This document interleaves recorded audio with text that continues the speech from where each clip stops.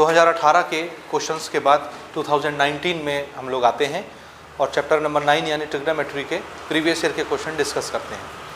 Marking scheme की बात करें तो यहाँ पर भी सेम मार्किंग स्कीम है जैसे 2018 में रखा गया था बोर्ड की तरफ से, यानी 1 मार्क्स के 2 क्वेश्चन आपको मिलेंगे ऑब्जेक्टिव में या ट्रू फॉल्स में या मैच में या फिल इन द ब्लैंक्स में। ठीक है, 2 मार्क्स का एक क्वेश्चन आपको मिलेगा क्वेश्चन नंबर 2 से लेके 6 के बीच में।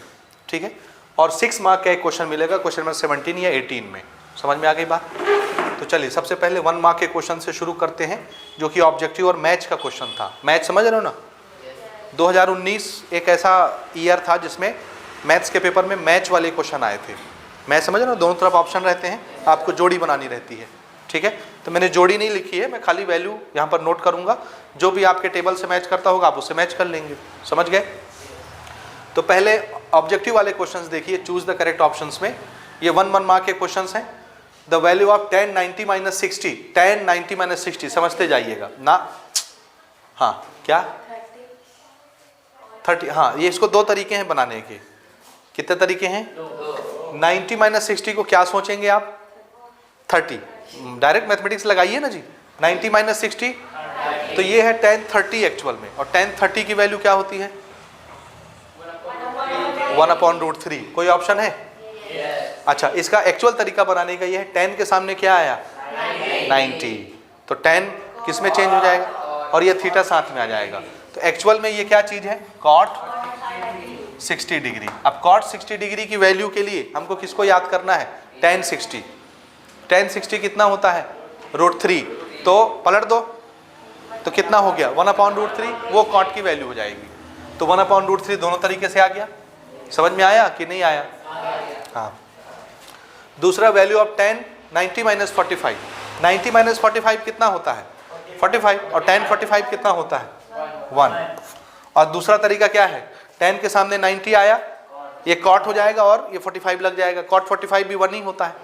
ठीक है, the value of 10 90 - 30। What is 90 - 30? 60। And tan 60 is, और दूसरा तरीका क्या है? 10 के सामने 90 आया, क्या बन गया? cot, और cot 30, cot 30 √3 होता है। समझ रहे हो? ठीक। मैच के क्वेश्चंस में आइए। If theta is equal to 45, आपको एंगल कितना बताया जा रहा है?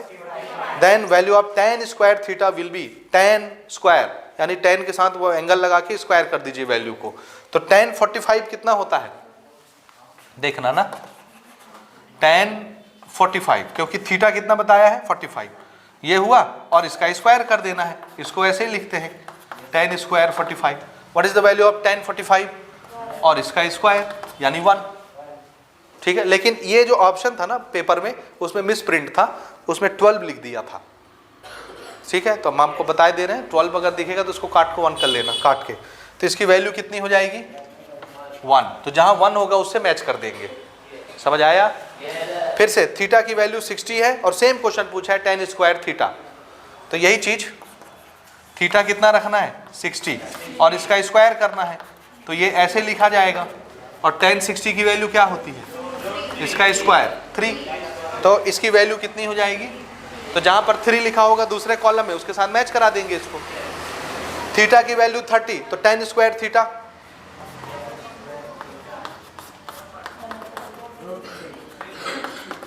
tan 30 कितना होता है? 1/√3, इसका स्क्वायर 1/3। तो जहां भी 1/3 होगा उसके साथ मैच करा देंगे। हो गया ये? तो ये 1 मार्क के क्वेश्चन हो गए हमारे। अब हम बढ़ते हैं 2 मार्क के क्वेश्चंस की तरफ। हाँ जी, नेक्स्ट क्वेश्चन पर हम आते हैं। सेकंड टाइप के क्वेश्चन सेट ए में 2 मार्क के लिए आया था। Find the value of cos square 65 plus cos square 25।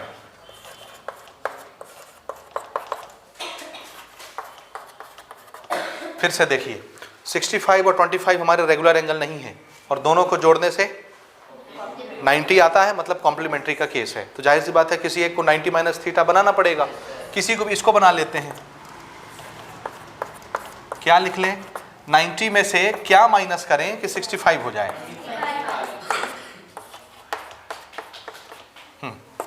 Cos के सामने 90 आया तो कॉस किस में चेंज हो जाएगा?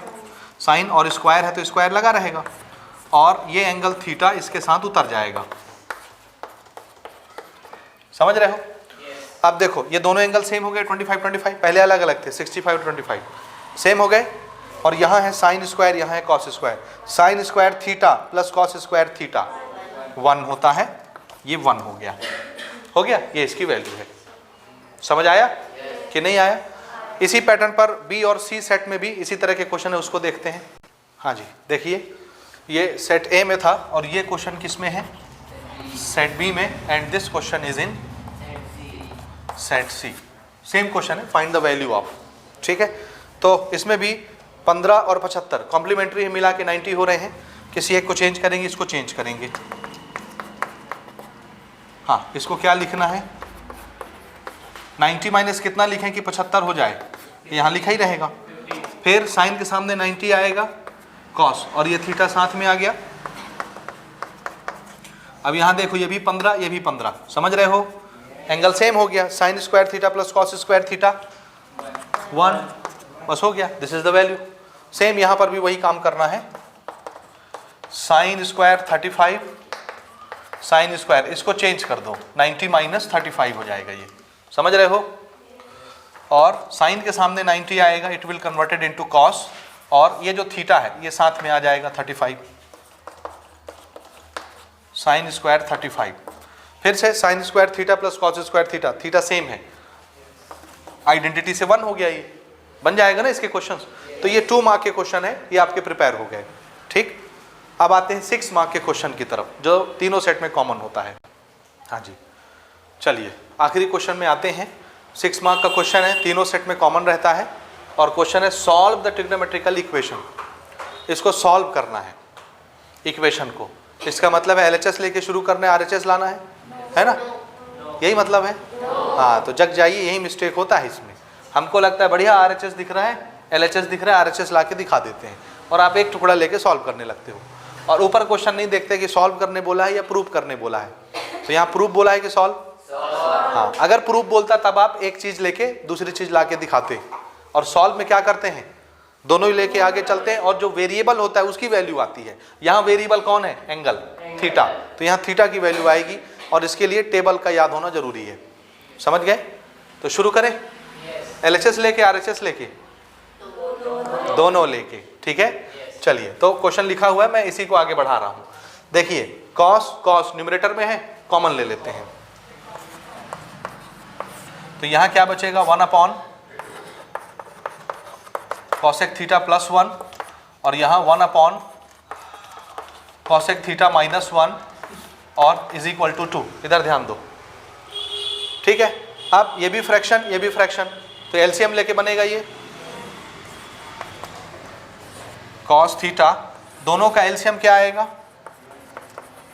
Cosec theta plus 1, cosec theta minus 1, बाहर में इक्वल टू 2। हाँ, अब जरा बताइए, इधर देखिए, कॉसेक थीटा प्लस 1 से इसको डिवाइड करना है, तो ऐसा इमेजिन करो कि कॉसेक थीटा प्लस 1 इनके नीचे लिखा हुआ है, तो cosec theta plus 1 cosec theta plus 1 cancel हो जाएगा। आंसर के तौर पे क्या बचेगा? कॉसेक थीटा माइनस 1 से 1 को मल्टीप्लाई करिए, कॉसेक थीटा माइनस 1, ठीक है?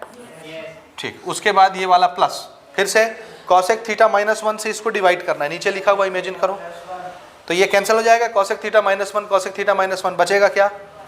कॉसेक थीटा प्लस 1 बचा, 1 से मल्टीप्लाई होके कॉसेक थीटा प्लस 1 हो गया, हो गया। अब यहां देखो, माइनस 1 प्लस 1 कैंसिल हो जाएगा, cosec theta plus cosec theta, कितने कॉसेक थीटा? बाहर में कॉस थीटा है, और ये है नहीं, नीचे मल्टीप्लाई में, ऊपर प्लस में था इसलिए कट गया, नीचे दोनों मल्टीप्लाई है, समझ रहे हो? हाँ जी, cosec theta plus cosec theta 2 cosec theta, समझ गए?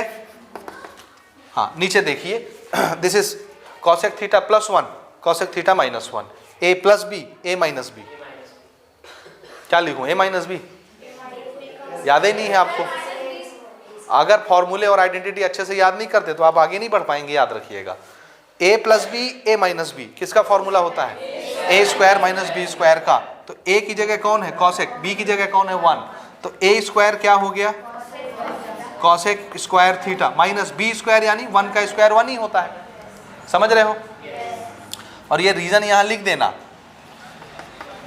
a plus b, a minus b किसके बराबर होता है?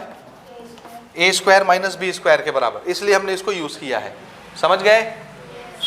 हाँ जी, फिर से एक स्टेप और बढ़ाते हैं। कॉस थीटा, ऊपर में है 2 कॉसेक थीटा, और डिनोमिनेटर पहचानिए, कॉसेक स्क्वायर थीटा माइनस 1।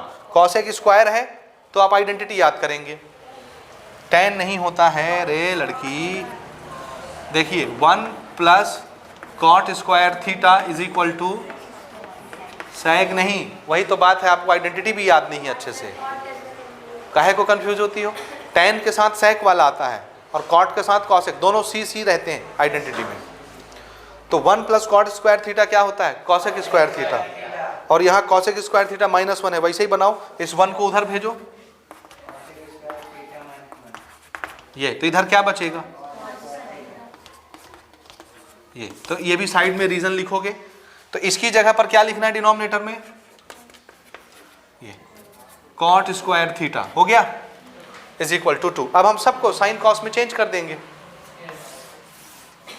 बाहर में कॉस है, हाँ जी, अब थोड़ा सा पहचानिए, this is 2, this is 2। Cosec को चेंज करो, साइन कॉस में क्या लिखना है? कॉसेक को साइन का रेसिप्रोकल होता है तो 1 अपॉन साइन हो जाएगा, सो हियर इट इज 1, और नीचे क्या लिख दिए? 1 अपॉन साइन थीटा। हो गया, कॉसेक चेंज हो गया 1 अपॉन साइन में। नहीं आया समझ में? आया? फिर डिनोमिनेटर में कॉट है, कॉट को भी कॉस साइन में चेंज करो। कॉट को क्या लिखते हैं साइन कॉस की भाषा में? 1 अपॉन tan। हम साइन कॉस में पूछ रहे हैं, आप tan में बता रहे हो, कॉस अपॉन साइन। तो ये लिखना है कॉस अपॉन साइन, ठीक है। लेकिन ये सिर्फ कॉट नहीं है, कॉट का स्क्वायर है, तो दोनों में क्या लगा दीजिए? Square square. हो गया जी? समझे कि नहीं समझे? समझ गए? हाँ, अब देखो अगले स्टेप में साइन स्क्वायर कहाँ पहुंच जाएगा? साइन स्क्वायर किधर पहुंच जाएगा? ये नीचे है, अगले स्टेप में ये वाली चीज ऊपर पहुंच जाती है, मालूम है? हाँ, तो ऊपर क्या बचा? 2, और साइन स्क्वायर ऊपर आ गया, और नीचे क्या बचा हुआ है? एक साइन और कॉस स्क्वायर थीटा, स्क्वायर ना, और इधर इक्वल टू 2 भी चल रहा है, ये वाला 2 इक्वल टू, ठीक है? हो गया? आप थोड़ा सा कटाते पिटाते हैं ना, देखो एक साइन नीचे 2 साइन ऊपर, तो एक साइन कैंसिल हो जाएगा, एक कॉस ऊपर 2 कॉस नीचे, तो एक कॉस भी कैंसिल हो जाएगा ऊपर नीचे, ऊपर में एक साइन बचा, नीचे में एक कॉस बचा। सो ये क्या है? 2 sine theta upon cos theta, और इधर भी 2। हो गया? What is sine theta upon cos theta? tan theta, तो इसको लिखेंगे 2 tan theta is equal to 2। अब हमको थीटा की वैल्यू चाहिए, तो देखो 2 मल्टीप्लाई में है, उधर जाएगा divide, tan theta is equal to 2 के नीचे 2, ये कट के कितना हो गया? तो tangent theta is equal to 1 हुआ। कोई doubt? tan theta is equal to 1।